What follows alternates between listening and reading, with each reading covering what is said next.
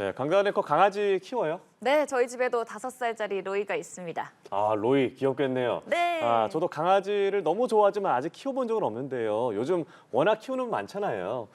그런데 앞으로 이 개를 키우기 위해서는 정부 기관으로부터 허가를 받아야 합니다. 정말요? 어떤 개가 허가를 받아야 하는지 그 이유는 뭔지 궁금한데요. 뉴스캐스터와 알아보겠습니다. 이민재 캐스터.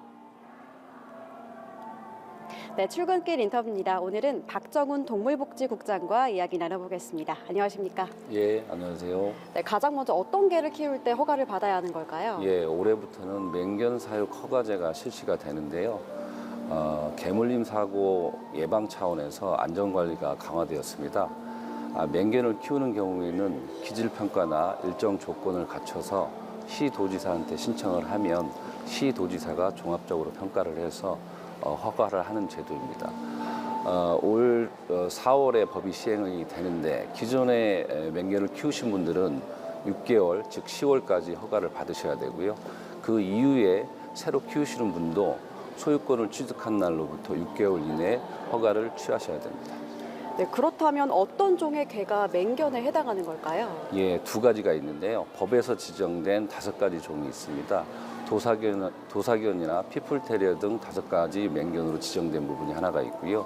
시도지사가 사람이나 동물에게 유해를 끼칠 수 있는 맹견의 경우는 맹견으로 지정을 해서 관리를 할 수 있습니다. 이 두 가지가 되겠습니다. 네, 그렇다면 맹견을 키우기 위해서 허가를 받으려면 어떤 자격을 갖춰야 하는지도 궁금합니다. 예, 일정 조건을 갖춰서 신청을 해야 되는데요.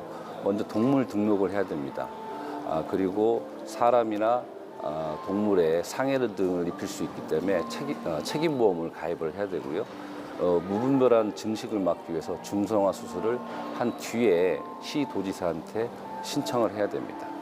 네, 그런데 허가를 받았는데 사람이나 동물을 다치게 한다면 어떻게 되는 걸까요? 예, 굉장히 위험한 상황인데요. 허가를 받았다 하더라도 그런 경우에는 시도지사가 종합적으로 평가를 해서 철회 가능합니다. 네, 그렇다면 맹견을 키우는 견주에 대한 안전교육 같은 것도 있을 것 같은데 어떤 것들이 있을까요? 예, 견주뿐만 아니라 대상이 되는 맹견도 훈련을 받아야 되고요.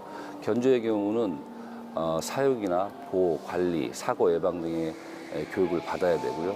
추가적으로 준수사항도 강화되어 있습니다. 과거에는 외출을 할 때 목줄이나 입마개를 해야 되고 초등학교나 유치원 등의 출입을 제한하고 있었는데 이번에는 추가적으로 엘리베이터나 복도 등 실내 공용공간이 있습니다. 이런 데에서는 앉거나 목줄의 목덜미 부분을 잡아서 행동을 제한할 수 있는 조치를 취해야 됩니다. 네, 그런데 허가를 받지 않고 몰래 키우는 분들은 또 있을까요? 이게 무허가 사육에 해당되는데요. 벌칙이 있습니다. 의외로 좀 무겁습니다. 1년 이하의 징역이나 1천만 원 이하의 벌금을 부과받을 수 있습니다.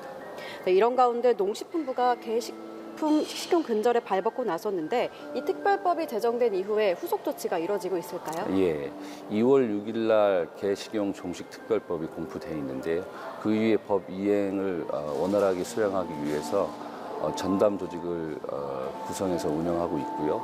그리고 지금 실태조사나 기본계획 작성, 관련 법령 개정, 그리고 업계 지원 방안에 대해서 고민하고 있습니다. 특히 업계 지원 방안 마련을 위해서 관계부처와 관련 업계하고 지속적인 소통을 하고 있고요.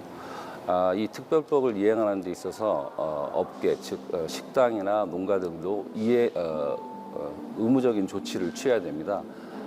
구체적으로 보면 3개월 안에 신고를 해야 되고요. 6개월 안에 이행계획서를 제출을 해야 되는데 유념할 것이 이 의무사항을 이행하지 않았을 때는 과태료를 처벌을 받을 수 있겠지만 지원 대상에서 배제될 수 있습니다. 피해가 있지 않도록 시간 내에 꼭 신고해 주시기 바랍니다. 네, 오늘 말씀 고맙습니다. 네, 감사합니다. 지금까지 출근길 인터뷰였습니다.